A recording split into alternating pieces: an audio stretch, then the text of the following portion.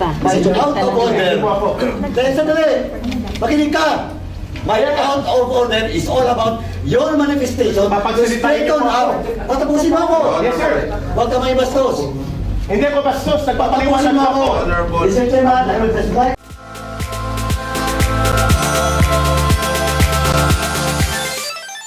Honorable Suarez, di po ba? Opo. Hindi man sagutin lang ng resource person or witness yung katanungan mo na. Okay. Bago siya mag-explain. Resource person. Okay. Thank you for the reminder, Congressman Ako, sir. And to the members of this committee, I feel, and it is my right to state before this committee and the August Chamber of Congress, that this committee is not about the law. No one in government is above the law. We are a government of laws. I am protected under the Soto law. I have the constitutional right. I requested per record that I may be given competent advice and assistance of a legal counsel, and such right is guaranteed by the Constitution. And such right is also stipulated clearly in Section 12 of the governing House rules pertaining to committee hearing and conduct of investigation.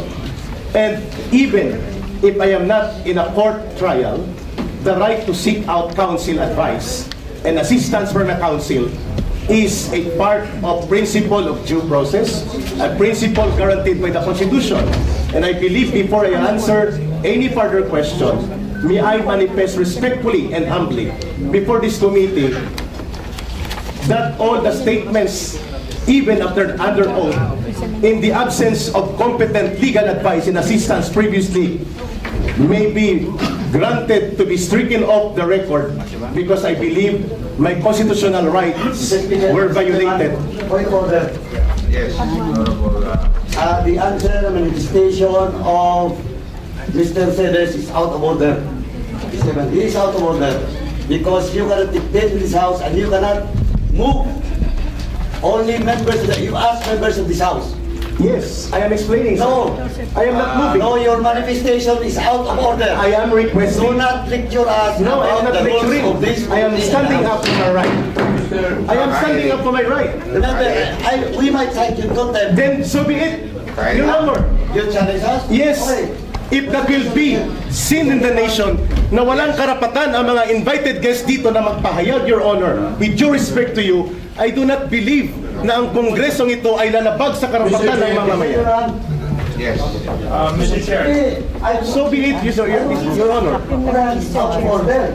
And what's the position of the chair? I will need, Mr. Chairman, I will not give up my right to free speech and be respected under the Constitution because this August Chamber is obligated by law. Dali na po. Hiring. May I explain why I... Yes, the Honorable Ako is recognized and I understand.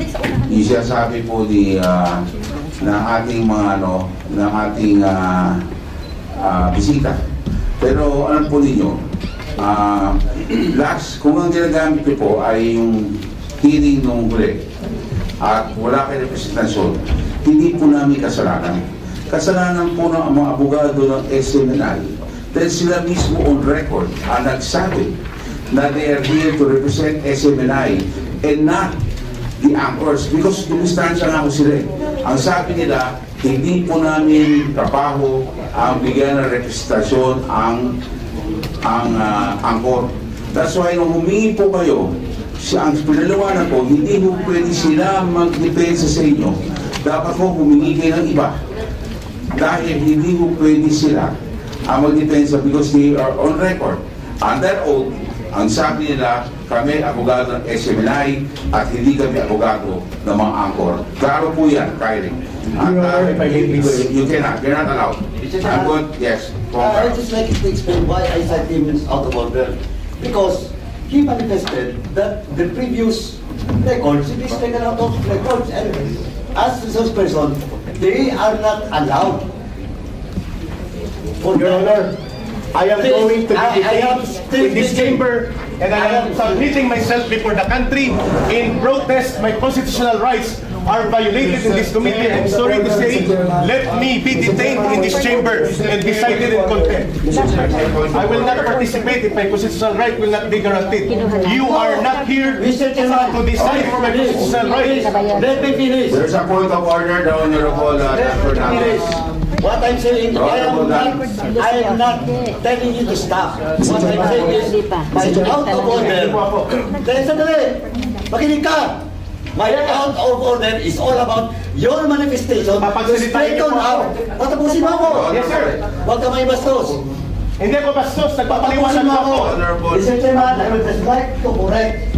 I am not stopping him to issue statement. What I'm saying is, and what I'm pointing out of order is the manifestation that the previous statement, the previous record, should be taken out of order.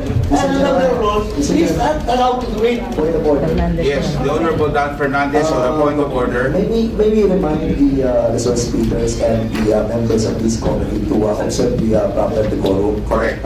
If the chairman acknowledges a certain personality, let him speak and Yes. don't interrupt the members of this committee while the members given the right to speak. Maraming salamat po. Thank you, the Honorable Dan Fernandez. The Honorable ako, is recognized. Mr. Celiz, please be reminded that in this committee and this house, we have rules to follow.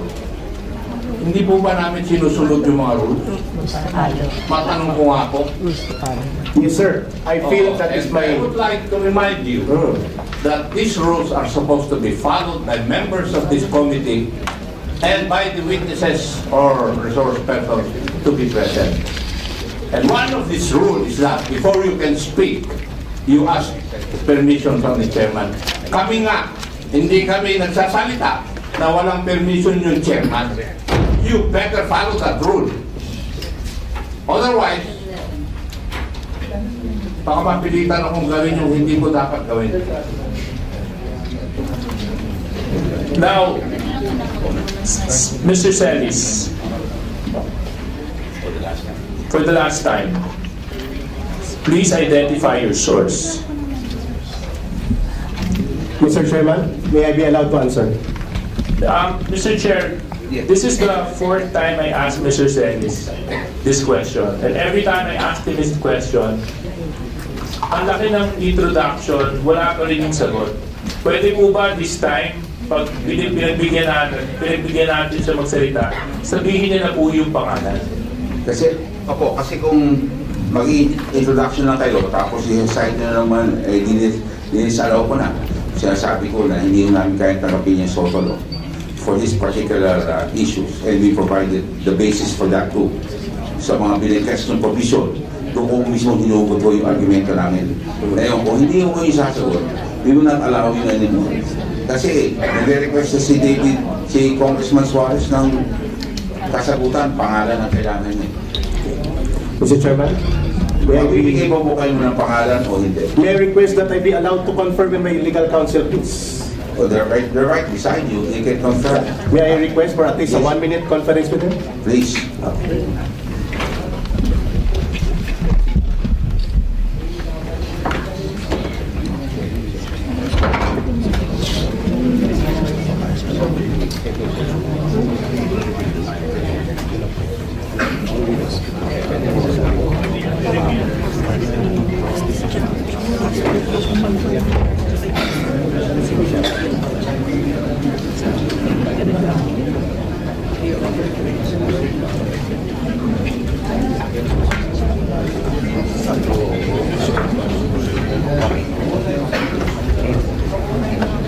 Mr. Chairman, may I be recognized again, please? Okay, please proceed.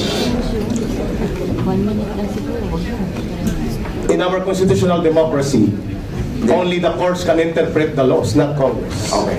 So I will not answer that question because I believe Congress does not have the right to interpret laws. Okay. It is with Congress to pass laws but not to interpret. Salamat po.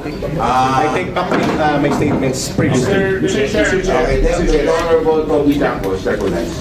Mr. Chair, in the sense of fairness, since we really want to know the source, para malaman natin kung ano talaga yung pinagkakalat nito, would we allow Mr. Celiz, Eric, to reveal the source in executive session? Would the chair allow? Yes, Eric, is an executive session an option for you? Is an executive session an option for you?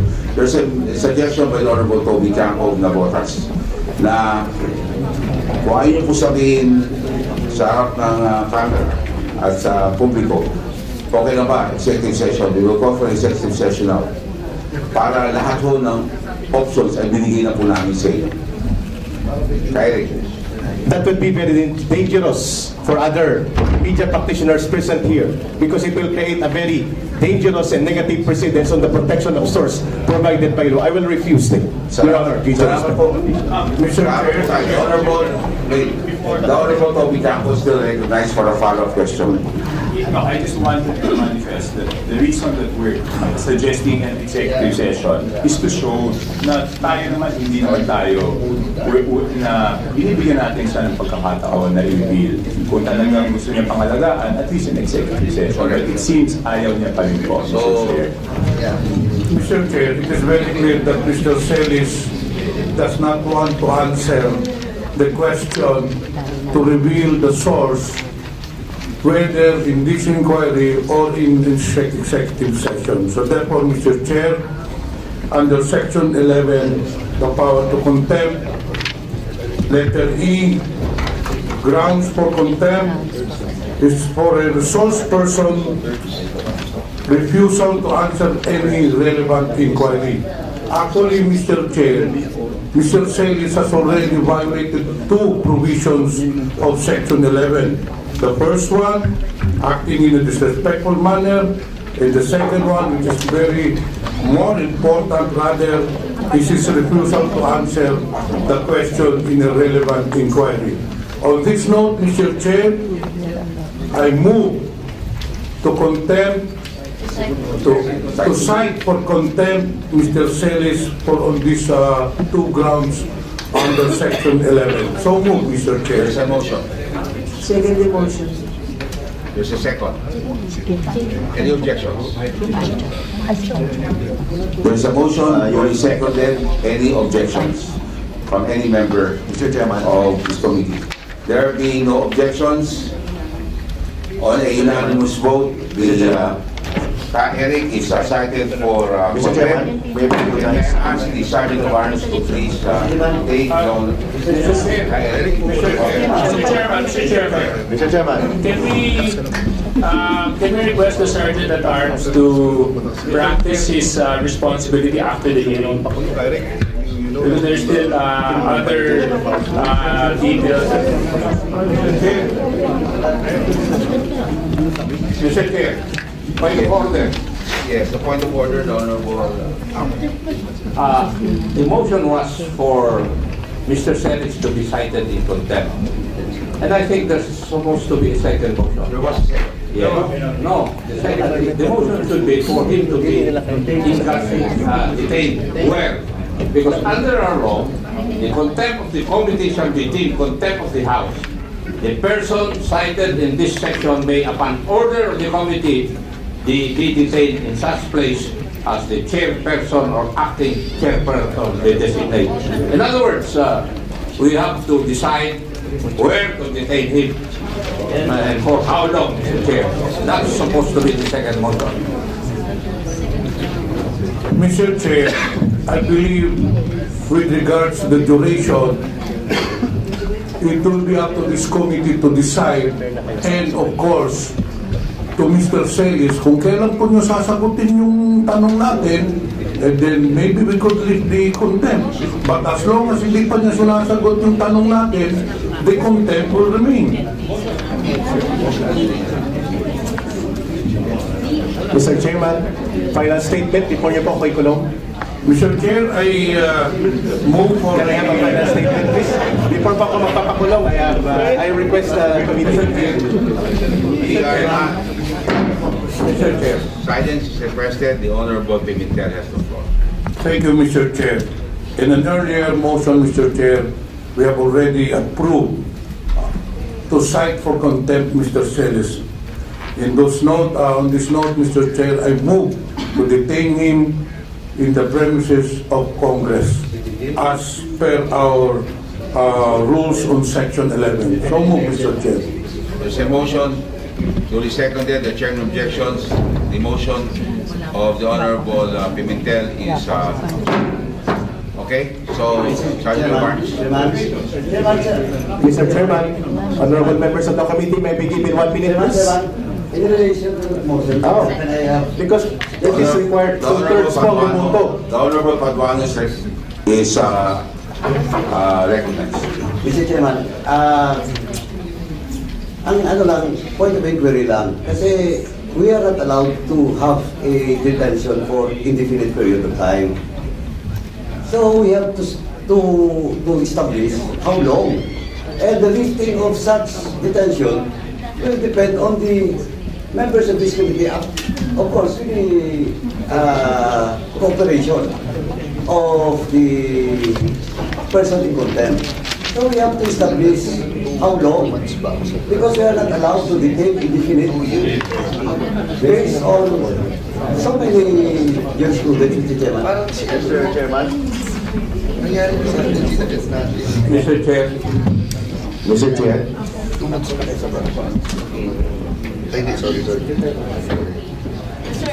Mr. Chair, The Honorable Ako Secretary. yes, there's a decision by the Supreme Court that we cannot detain a person indefinitely, and therefore, may I move that we come up with a definite period for detention insofar as Mr. Celiz is concerned. For violation of paragraph C of section 11 of the rules.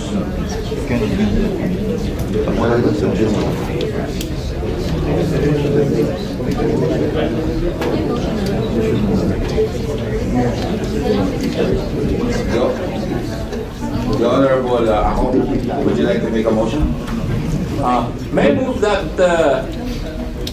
Mr. Celiz be detained for being cited in contempt for violation of section 11, paragraph C, refusal to answer any relevant inquiry by the members of this committee for a period of 30 days. Mr. Chairman.